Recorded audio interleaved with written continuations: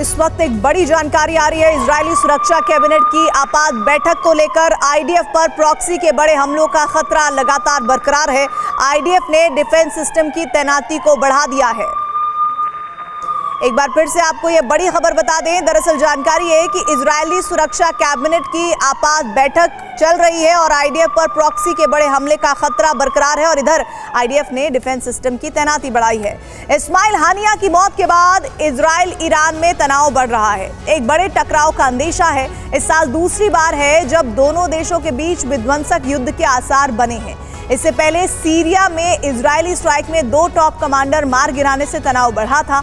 इस बार Hamas political wing के chief Ismail की मौत से अरब सुलग रहा है और हालात ऐसे हैं कि इजराइल 7 मोर्चों में घिर गया है, जबकि अमेरिका को अरब में अपने वर्चस्व खत्म होने का खतरा लग रहा है। ईरानी प्रॉक्सी ने युद्ध का ऐलान कर दिया है। अब इजराइल की बारी है कि वो कैसे पलटवार करता है।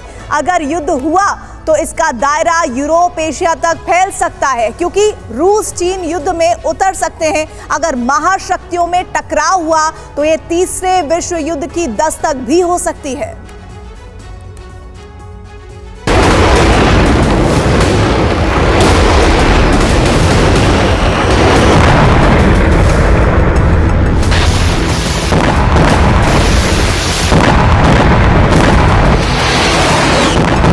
इजराइल की तबाही का ब्लूप्रिंट तैयार हो चुका है।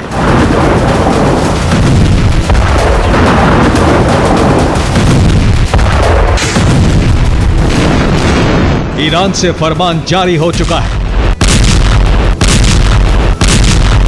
अब अरब में आर पार की जंग के आसार बन रहे हैं।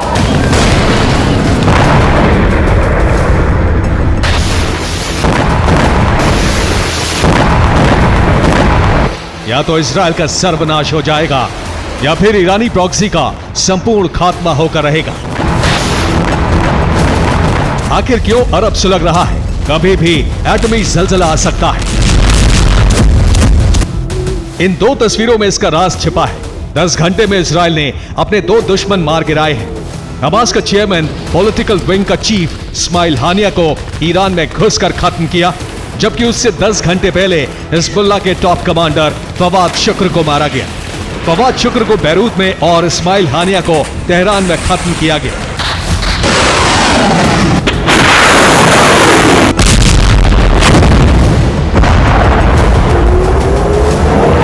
10 घंटे में इजराइल ने 2 टॉप कमांडर को मारकर बता दिया कि वो रुकने वाला नहीं है। हमास और हिजबुल्लाह की टॉप लीडरशिप को खत्म करके ही दम लेगा। इजराइल के इस आक्रामक तेवर के बाद मुस्लिम देशों का गुस्सा बढ़ता जा रहा है। खास करके ईरान और तुर्की ने ऐलान कर दिया है कि इजराइल को इसका अंजाम भुगतना पड़ेगा। अगर इजराइल के खिलाफ इस्लामिक देश एकजुट हुए तो पश्चिमी देशों को इजराइल का साथ देने के लिए युद्ध में उतरना पड़ सकता है।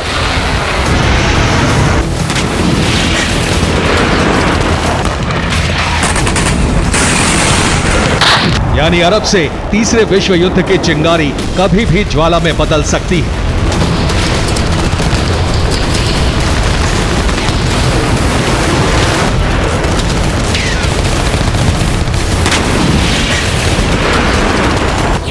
एक तरफ इजराइल, अमेरिका, ब्रिटेन, फ्रांस और दूसरे नेटो देश साथ आ सकते हैं। दूसरी तरफ ईरान, लेबनान, यमन, तुर्की के साथ चीन, रूस आ सकते हैं।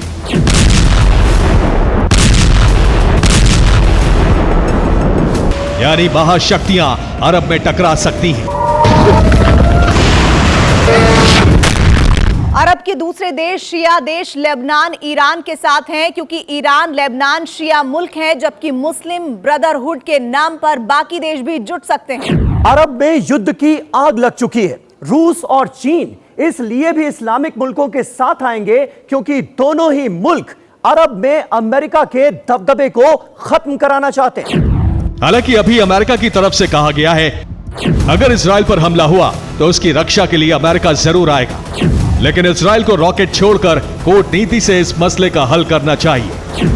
अमेरिका के बयान के तुरंत बाद रूस की तरफ से कहा गया है ईरान पर हमला आतंकी हमला है और ईरान को इसका जवाब देने का हक है। रूस इंसाफ के लिए ईरान के हक में खड़ा है।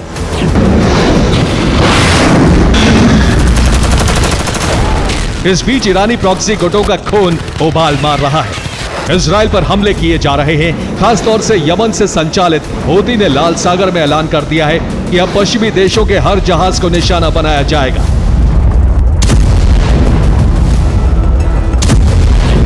इसके अलावा सीरिया इराक में अमेरिकी सैन्य ठिकानों पर हमले की तैयारी की जा रही है।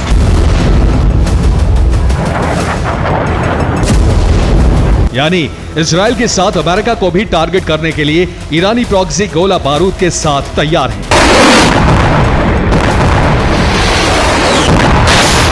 इराकी मिलिशिया ग्रुप अल नुस्बा ने कहा है हिजबुल्लाह की मदद के लिए अपने लड़ाके भेज रहा है, जिससे इजराइल पर भीषण हमले किए जा सके। इसी तरह दूसरे ईरानी प्रॉक्सी संगठन IRGC के फरमान का इंतजार कर रहे हैं। बस एक इशारा हो और इजराइल की घेराबंदी करके उसे बारूद का ज्वालामुखी बना दिया जाए।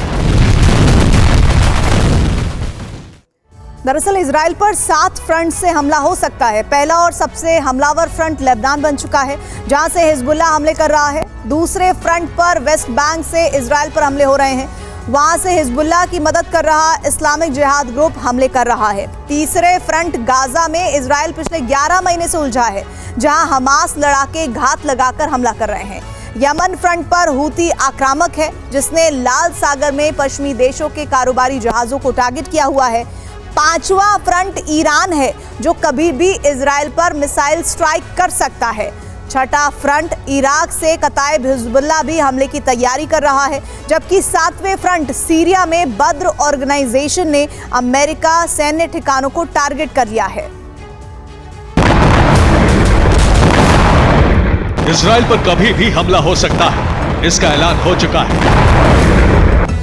इस्माइल हानिया की मौत के कुछ घंटों बाद मस्जिद जमकरान पर लाल झंडा लगा दिया गया है, जो बदले का प्रतीक है। इसी तरह ईरानी कमांडर सुलेमानी की मौत के वक्त भी झंडा लगाया गया था।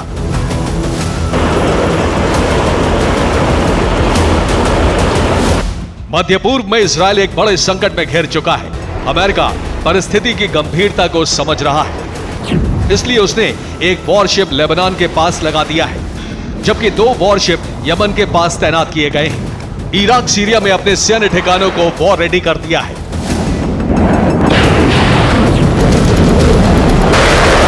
लगातार ईरानी प्रॉक्सी धमकी दे रहे हैं, हमले भी कर रहे हैं, जबकि इजराइल लगातार लेबनान, गाजा और वेस्ट बैंक पर हमले कर रहा है। इस बीच इजराइल के रक्षा मंत्री योव गैलेंट ने मिसाइल साइट का निरीक्षण किया और मिसाइलों को अलर्ट मोड पर डालने का फरमान जारी कर दिया। हमास ने कहा है हम युद्ध का ऐलान करते हैं, बदला लेकर रहेंगे। हूती ने कहा है इजराइल अंजाम भुगतने के लिए तैयार रहे, जबकि हिजबुल्लाह ने इजराइल में बड़े नरसंहार की धमकी दी है।